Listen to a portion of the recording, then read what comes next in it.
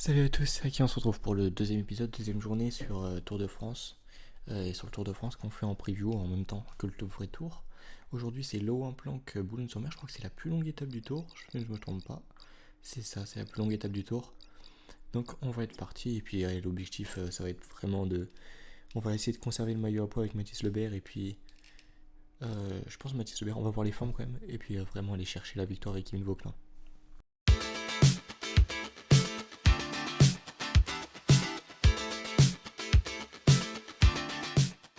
Bon, on a les formes, regardez Mathis Lebert. Super forme, donc ouais, il va partir en échappée. Hein, et puis objectif, ça va être de conserver le maillot à poids. Et puis il faut Klein pour la victoire. Allez, on est parti. Bonjour à toutes et à tous. Pour cette deuxième étape en terre nordiste, les données seront cette fois différentes. Les deux bosses à enchaîner dans les 10 derniers kilomètres risquent fort de mettre les sprinteurs hors du coup pour la victoire d'étape. Il ne serait pas étonnant de voir également le maillot jaune changer d'épaule. Alors on est parti, on va tenter de prendre l'échappée. Là, on va essayer de sortir dès le début. Gros virage au début. Et puis ouais, Mathis Lebert au final qui a été dans la bonne, enfin dans l'échappée aussi aujourd'hui.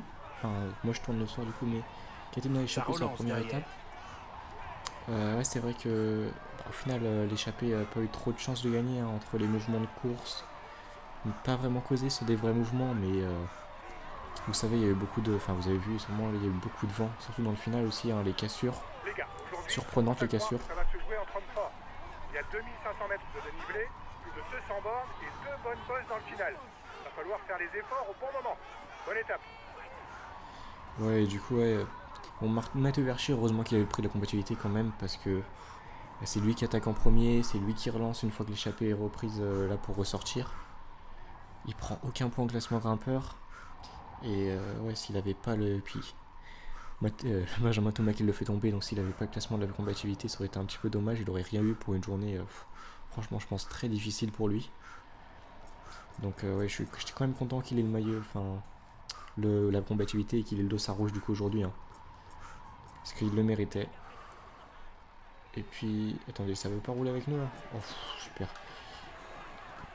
Ouais, et puis Benjamin Thomas, meilleur grimpeur. Bon, vous me dites ce que vous pensez hein, du deuxième grimpeur, mais L'échappée n'aura pas été loin. Attention maintenant aux contre-attaques. c'est vrai qu'on peut en parler un petit peu hein, entre sa chute qui fait tomber Matteo Vercher, tout ça parce qu'il lance le vélo. Hein. S'il lance pas le vélo, bah, il a pas le point, mais il fait pas tomber non plus, donc ça peut être un petit peu limite. Et puis surtout avant ça, il le tasse un petit peu sur les côtés, mais bon. Il fait pas un sprint très droit, on va dire. Il a pas vraiment laissé la possibilité à Vercher de passer, mais bon. C'est vrai que je le voyais pas comme ça, mais bon, dites-moi ce que vous en pensez. Hein. Mais c'est vrai que c'est assez surprenant, mais bon, il ramène le maillot à poids sur la première journée. Est-ce qu'il va essayer de ressortir sur la deuxième étape pour défendre le maillot à poids? Je pense que oui, parce que s'il s'est donné tant de mal pour l'avoir, je pense qu'il va essayer de le défendre. Et puis, ouais, bah, y a des coureurs au final.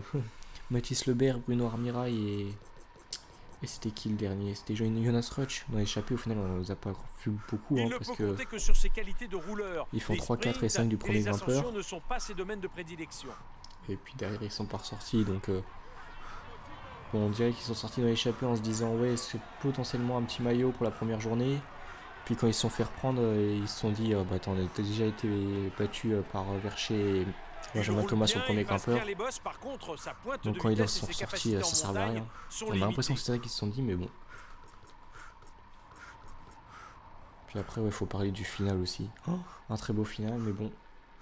Je pense qu'on va aller au premier grimpeur pour voir ça. Alors, en tout cas, l'étape d'aujourd'hui, quand on regarde le profil, il y a une chose qu'on peut se dire, c'est qu'il y a beaucoup de coureurs qui peuvent gagner. Hein. On a vu Vauquelin en forme, hein, j'en parle vu que là on est avec Arkea, qui était dans la bordure et qui prennent des relais, enfin dans le premier groupe, qui a fait les bordures. Pogacar, Vingegaard qui ont montré qu'ils voulaient, parce qu'ils sont pris des relais pour faire la cassure et faire sauter Evenepoel. L'échappée aborde le premier Grand Prix de la montagne de cette étape. Il y aura un point à glaner pour le classement du maillot à poids. Quoique, non, Evenepoel, ouais, il a du temps à reprendre en plus, donc peut-être il va être revanchard. Mathieu Van Der Poel, qu'on a vu, qui était quand même pas mal dans le final, qui a peut-être pas donné tout ce qu'il pouvait pour Philipsen, sachant qu'il y avait Caden Rose. Voilà le Mais dans tous les cas, tous les sprinters qui étaient quasiment esselés, et puis tu te retrouves avec Philipsen et Philipsen qui a Caden Groves et Mathieu Van Der Poel. Bon, gros tapine pour Philipsen. Là, j'ai vu pas mal de personnes dire, on est dans le deuxième grimpeur. J'ai pas mal de personnes parler du fait que Philipsen il est vraiment au-dessus de Girmay là sur la première étape. C'est vrai, hein, il a quoi, 2-3 vélos d'avance, mais après ouais, il était accompagné et puis au final ça a tapé un peu sur Girmay entre guillemets alors qu'il était tout seul, enfin ça n'a pas vraiment tapé sur lui mais en mode bon il se fait battre par Philipsen, mais des Milan et des Merlier ils étaient où? Parce que ouais au final c'est des mecs qui sont censés être là pour battre Philipsen limite plus que sur le papier plus que ce Bini Girmay et puis les gars ben franchement faut m'expliquer où est-ce qu'ils étaient quoi, parce qu'ils étaient vraiment distancés, c'était pas dans la bonne cassure. Puis là il va falloir que je me reconcentre. Il est en train de se faire lâcher. Parce que ouais, Cyril Barth qui nous bat 2 fois là, en plus j'avais encore du rouge, là je peux le lancer plus tôt. Bon. On va se concentrer sur les prochains grimpeurs. Allez, 3ème grimpeur, là on se concentre. Alors, quoique je prends les devants de lui. Qu'est-ce que je fais à prendre les devants? Voilà, on va se mettre dans la route de Grenier. De 4e catégorie qu'aborde maintenant les et hommes de tête. Cyril Barth, et de Cyril Barth, voilà, hop. Cyril Barth hein, qui est notre adversaire je pense aujourd'hui vraiment. Grenier est dans le dur hein, quand même. Regardez, il est déjà en train de dépenser du rouge. Allez Cyril, t'inquiète, on va te battre. Il lance le sprint pour le grimpeur. Bon, on lance, on suit, l'objectif on reste dans la roue là pour le début. On reste collé, ouais, j'ai peut-être fait un effort un petit peu trop tôt. Allez, et ouais là on va lancer, allez hop. Oh j'ai peut-être lancé un petit peu tôt aussi là encore. Bon allez, est-ce que ça va passer? Ouais ça va passer quand même. L'équipier roule pour protéger le maillot. On est en train de défendre le maillot, c'est bien, parce que là il était revenu à autant de points que nous. En tête du classement du meilleur grimpeur. Là on arrive pour le sprint intermédiaire avec Clément Venturini. L'objectif ça va être de rester en embuscade avec Clément Venturini au cas où, essayer de prendre des points sur les étapes de montagne. Bon là on n'est pas très bien placé, bon après en même temps on n'a pas le meilleur sprinter donc... Là j'ai pris Clément Venturini par nos démarres parce qu'on a déjà pris des points du coup hier, donc autant essayer avec Venturini. Le maillot vert ne changera plus aujourd'hui, le leader a assez de points d'avance. Bon par contre on va déjà donner un ravito à Mathis Lebert parce que là il n'y a plus beaucoup d'énergie dans le moteur. Qu'est-ce qu'il nous fait Kevin? Non ok c'est bon. Oh j'ai eu peur. J'ai eu peur quand je l'ai vu accélérer là comme ça. Bon. Ouais et puis... Non en vrai ce qui est surprenant c'est de voir l'équipe Soudal hein, sur la première étape. C'est quand même une équipe qui de base a les classiques dans le sang. Enfin ils viennent de là, l'équipe de Patrick Lefebvre. Et quand tu vois que sur des bordures ils se font avoir, t'es là mais tu te dis mais qu'est-ce qui se passe? Enfin, franchement j'étais surpris de voir autant de gars là sous là derrière, enfin surtout les favoris de leur équipe, genre Tim Merlier et Evenepoel, quoi, les gros leaders. Se rapproche des 30 derniers kilomètres. Elle aborde la côte du Haut-Pichot, un radar assez similaire aux 2 dernières bosses, avec ses 900 mètres à presque 10% de pente moyenne. Mais je pense qu'on peut parler aussi un petit peu de Limini Martinez. Bon, il nous fait un petit peu comme le Tour de France l'année dernière, il était pas en très bonne forme en début de tour. Bon, est-ce que ça va changer en fin de tour? Il était quand même, bon, sur la dernière étape au final, hein, sur le chrono où il a vraiment un truc. Il était mieux, mais bon, c'était pas ça non plus. Allez, est-ce qu'on peut juste faire l'écart avec Cyril Barth? Oh, ça va être juste. Faut juste qu'on passe. Allez, voilà. Ouais, parce que là, quand on voit Lenny Martinez, qui était distancé toute la journée, il était même distancé dans les bosses limite. Bon, bah, tu te dis, ça va pas annoncer un bon tour là si ça commence comme ça. Bon, nous, on va passer sur Vauclin directement, et puis Mathis Lebert. Allez, collabore pas, te fatigue pas trop, voilà. Puis je pense qu'on va se diriger vers le final, là, vers les 2 dernières côtes. Ouh. Ah non, c'est bon, il a été rattrapé. J'ai vu Narvaez devant, je me suis dit, oula, qu'est-ce qui se passe? Non. Alors, juste, on va mettre Costio, on suit les attaques au cas où. Et Venturini aussi, s'il peut marquer des points pour le maillot vert, voilà. Allez, on est parti. Bon, on est dans le final, on va se faire les 11 derniers kilomètres. Et vous voyez qui en favori là aujourd'hui, tiens. Moi, je vois bien une petite victoire de Allez, qu'est-ce qui pourrait gagner? Le peloton est à 2 km du classement grimpeur. Bah limite, j'ai envie de voir un Français parce que On Poggi, entre dans les Evenepoel, 10 derniers Vingegaard, ils vont kilomètres de peut-être se marquer. course. Les coureurs sont au pied de la côte de Saint-Étienne-au-Mont, avant-dernière difficulté répertoriée aujourd'hui. Et Vous ça peut, marquez des points pour le maillot à poids. C'est indispensable pour conforter notre place de leader. ça peut peut-être laisser de la place pour un coureur Le leader comme a été mis en Vauclin ou danger, Grégoire. mais il est de nouveau Et en quand on tête voit du classement le général. Tour de Suisse qu'ils nous ont fait les deux, hein. Bah du coup, tu te dis, il y a peut-être moyen, hein. Il essaie Ouais, de je voulais sortir pas du sortir, peloton. mais vu que Roglic m'accompagne, pourquoi pas y aller là? Il est en train de prendre la tête du classement pour le maillot blanc. Allez, Allez, c'est dès bien, gamin. maintenant. Est-ce qu'on peut pas faire un écart avec le peloton? C'est bien. T'as remporté le dernier Bon, on va faire grimpeur. le forcing, hein. Ça évite que nos concurrents ne prennent trop de points. On est Allez. leader virtuel. Allez, on continue comme ça, allez. Là, faut qu'on récupère du rouge par contre à tout prix. Les gars, il reste une difficulté, la côte d'Outreau. Mais attention au dernier kilomètre. Ça monte à 4,5% de pente moyenne. La différence peut se faire là. Il est en train de se faire Allez. décramponner. C'est une On bonne va nouvelle suivre pour le Roglic. général. Et Philipsen qui essaie de rentrer. C'est un homme Ouais, il seul a pas dû qui récupérer entame le rouge la du côte coup là. d'Outreau. Moins de 6 km avant l'arrivée. Allez, on On relance. signale une Faut absolument contre-attaque faire à l'avant l'écart du pour peloton. le sommet là. On va essayer de récupérer un petit peu de rouge pour le sommet de la bosse. Et allez, on réaccélère encore une fois avec ce qui nous reste. Nous sommes au sommet de la côte d'Outreau. Il reste 5 km à couvrir pour l'homme de tête et tenter de rallier la ligne d'arrivée en solitaire. On a fait un petit écart et attendez, On Costur, a assez de Rodriguez points ils d'avance sont pour le là. maillot à poids. Venturini On ne peut aussi, plus le perdre mais personne n'a de aujourd'hui. rouge donc Continue bon. comme ça. Bah, Roglic, allez, vas-y, passe. Un équipier vient de se faire lâcher. Ne comptez plus sur lui. Il passe pas de vrai relais, Roglic là. Enfin, c'est pas à fond. Ouf, attendez, qui roule derrière là? Échappée terminée. Ça roule à fond. Oh, on est celui qui a le plus de rouge. Limite, personne n'a de rouge en fait là. Bon, ça va être un sprint entre costauds au moins. On a éliminé pas mal de coureurs. Alors, on va demander à Costur de rouler à fond.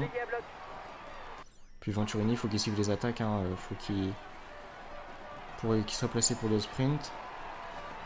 En soi, Venturini il va plus vite, mais le problème c'est que là, il n'y a plus beaucoup de rouge, donc bon, ni pour Vauclin non plus, mais du coup, je sais pas.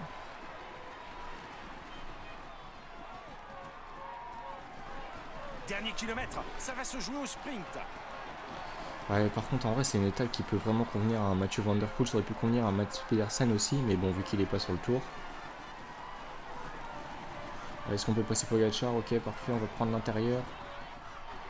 Allez, est-ce qu'on peut s'imposer? Faut pas se faire remonter par Evenepoel. Et ça passe, la victoire.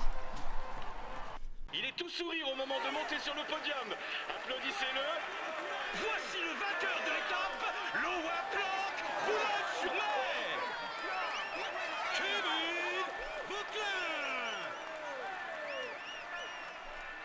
Bravo à lui. Il a vraiment été le plus fort. Il mérite amplement cette victoire de prestige. Il est dans une forme étincelante et vous pouvez l'applaudir bien fort. Voici le maillot jaune de ce Tour de France. Jasper Philipsen. Espérons que pour lui la suite se passe aussi bien, mais pour l'instant, il peut savourer. Il est dans une forme étincelante et vous pouvez l'applaudir bien fort. Voici le maillot vert de ce Tour de France. Jasper Philipsen. Espérons que pour lui la suite se passe aussi bien, mais pour l'instant, il peut savourer. On peut dire que le tour se passe idéalement pour lui. Voici le maillot à points de ce Tour de France. Il va pouvoir mettre ce maillot dans sa salle des trophées. Espérons pour lui qu'il en ajoute d'autres.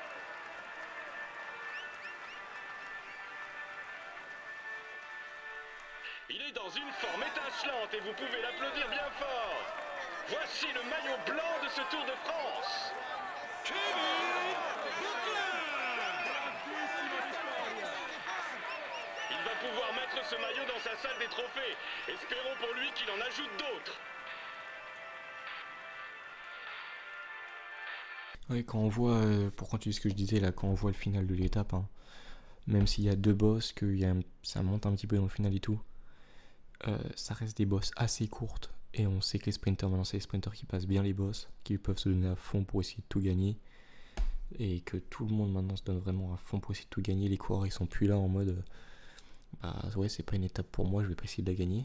Est-ce que c'est pas à cause de Pogacar? Je dirais que non, parce que même si lui il essaie de tout gagner, ça fait un moment déjà avant où il y a des gars qui étaient spécialistes du sprint, qui sont allés gagner en montagne, ou inversement des grimpeurs qui sont allés gagner sur des tables de plat devant des sprinters. Et je pense que quand il y a eu pas mal de cas comme ça, bah maintenant les gens ils disent les coureurs ils disent on peut gagner partout.